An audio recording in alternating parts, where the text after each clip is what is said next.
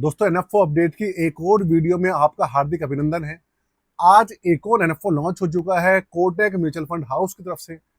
देखिए इंडिया के अंदर एसबीआई, एचडीएफसी, आईसीआईसीआई, पराग पारिक और इसके अलावा Kotak, Nippon India mutual fund house, Motilal Oswal और एक दो मतलब म्यूचुअल फंड हाउसेज ऐसे हैं जो कि ना जिनकी स्कीम्स मार्केट के अंदर कम आती है, लेकिन जो आती है ना वो भाई कमाल कर देती है। और जिन म्यूचुअल फंड हाउसेस का मैंने नाम लिया है ये सबसे बड़े म्यूचुअल फंड हाउस है इंडिया के अंदर। मैक्सिमम एयूएम जो है इन्हीं के पास है। तो कोटक वालों की तरफ से एक नया फंड लॉन्च हुआ है। फंड का नाम है कोटक रूरल अपॉर्चुनिटी फंड। अब आप पूरा का पूरा ये वीडियो देखिएगा, आपको पता लगेगा किस तरीके का एनएफओ है, क्या डिटेल्स हैं, क्या इसकी एप्लीकेशन अमाउंट्स हैं, क्या यूनिट प्राइस है, कब चालू हो रहा है, कब बंद होगा, सारा कुछ आपको इसी वीडियो में पता चलने वाला है। तो नमस्कार दोस्तों, स्वागत है मेरे चैनल इन्वेस्टमेंट विद तरुण में। अगर पहली बार आए तो चैनल को सब्सक्राइब कर लीजिएगा और बेल के आइकन को दबा दीजिएगा। साथ में पूरी की पूरी वीडियो इन्फॉर्मेशन पर्पस के लिए, किसी भी तरीके का रिकमेंडेशन या सजेशन नहीं है इस फंड को लेकर। कंप्यूटर स्क्रीन आपके सामने चालू हो चुकी है। फंड का नाम एक बार देख लीजिए आप, कोटक रूरल अपॉर्चुनिटी फंड। और ये फंड ना एक एक्टिव मैनेज फंड है, ये किसी भी तरीके का इंडेक्स फंड नहीं है। साथ में इसका डायरेक्ट प्लान और रेगुलर प्लान, दोनों प्लान, ग्रोथ ऑप्शन और आईडीसीडब्ल्यू जो होता है वो ऑप्शन सब अवेलेबल होने वाले हैं मार्केट के अंदर। अब देखिए इसका जो यूनिट प्राइस रहेगा वो रहेगा मात्र 10 रुपए। एक यूनिट का प्राइस रहेगा 10 रुपए। इसके अलावा ओपन एंडेड स्कीम है, जब मर्जी आइए जब मर्जी जाइए, कोई रोक टोक नहीं है। एग्जिट लोड इसका रहेगा 0.50%, आधा परसेंट, जो कि देखा जाए तो कम ही है। और जहां तक मुझे लगता है ये 30 दिन के लिए या 90 दिन के लिए होगा। मिनिमम 30 दिन और मैक्सिमम 90 दिन के लिए होगा, एक साल के लिए नहीं होगा। इसके अलावा एप्लीकेशन अमाउंट है 1000 रुपए और एसआईपी अमाउंट भी ना इसके अंदर मिनिमम 1000 के आसपास ही होने वाली है। आगे चलेंगे। इसकी जो ओपनिंग डेट है वो है 6 नवंबर। 6 नवंबर इसकी ओपनिंग डेट है और क्लोजिंग डेट है इसकी 20 नवंबर। तो 6 नवंबर से 20 नवंबर तकरीबन 15 दिन के लिए एनएफओ ओपन रहेगा। एनएवी कैलकुलेशन इसकी डेली बेसिस पर रहने वाली है। रोज रात को 11 बजे इसका एनएवी अपडेट होगा। इक्विटी के अंदर डाइवर्सिफाइड कैटेगरी का ये एक फंड होने वाला है। अभी आप बने रहिए, मैं आपको पूरी की पूरी कहानी जो है समझाने वाला हूँ। रिस्क लेवल है इसका वेरी हाई, क्योंकि ये एक तो इक्विटी है, ऊपर एक तरीके से ना ये सेक्टर बेस्ड फंड है। और साथ में ये है आपका अर्जुन खन्ना जी, ये फंड मैनेजर है इसके। माफ कीजिएगा, ये एक सेक्टर बेस्ड फंड नहीं है, ये एक थीमेटिक फंड है, सेक्टर बेस्ड नहीं है।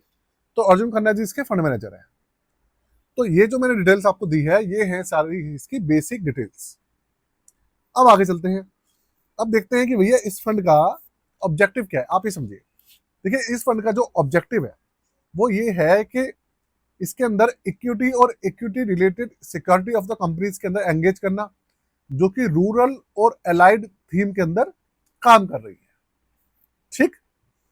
और ये देखिए यहाँ पे भी लिखा है कि भाई रूरल और एलाइड थीम के अंदर ऐसी कंपनी जो इस सेक्टर में काम कर रही है, इस एरियाज में काम कर रही है, वो इस सेक्टर के अंदर रहने वाली है। साथ में अब इसके अंदर कौन कौन सी है, जैसे कि आप देखिए इसके अंदर है कि जैसे distribution of network, supply chain, raw material sourcing, है ना, presence of projects, factories, mines, plant, whether, operational under development located in rural areas, इस तरीके की कंपनीज में रहने वाली है। तो भाई बहुत सारी कंपनी ऐसी हैं जो कि आप समझो इन एरियाज में फैक्ट्रीज बनाती हैं, बड़े बड़े प्रोजेक्ट करती हैं।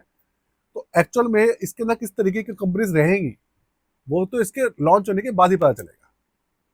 इसमें बड़ी कंपनीज भी हो सकती हैं, मिड कैप भी हो सकती है और मिली जुली भी हो सकती है।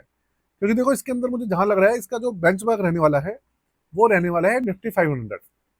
क्योंकि थीमेटिक फंड जो होते हैं ना उनके अंदर मैक्सिमम जो बेंचमार्क होता है या तो बीएससी 500 होता है या निफ्टी 500 होता है, क्योंकि उसके अंदर छोटी बड़ी सारी कंपनीज मैक्सिमम कवर हो जाती है। और उन्हीं में से ही फिर फंड मैनेजर चुन चुन के जो भी उस थीम के हिसाब से कंपनी होती है उसको वो शामिल करता है फंड के पोर्टफोलियो में। अब इसी तरीके की इसकी थीम होने वाली है। अब एक्चुअल में 20 नवंबर को इसका एनएफओ क्लोज हो जाएगा। उसके बाद पता लगेगा एक्चुअल में कि भाई इसका 20 तारीख को खत्म होने के बाद करीबन 10-15 दिन लग जाएंगे इसका पूरा का पूरा पोर्टफोलियो रिवील होने में। जब इसका पोर्टफोलियो रिवील होगा और मैं इसका रिव्यू करूंगा फाइनल, तब आपको पता चलेगा कि भैया इसके अंदर एक्चुअल में कौन कौन से स्टॉक्स हैं। अभी मैं कुछ नहीं बता पाऊंगा आपको, और उन कंपनीज को देखकर, इसकी एलोकेशन देखकर तब आइडिया लगेगा कि इसके रिटर्न्स ज्यादा रहेंगे, कम रहेंगे, मीडियम रहेंगे, सारी चीजें तभी क्लियर होंगी।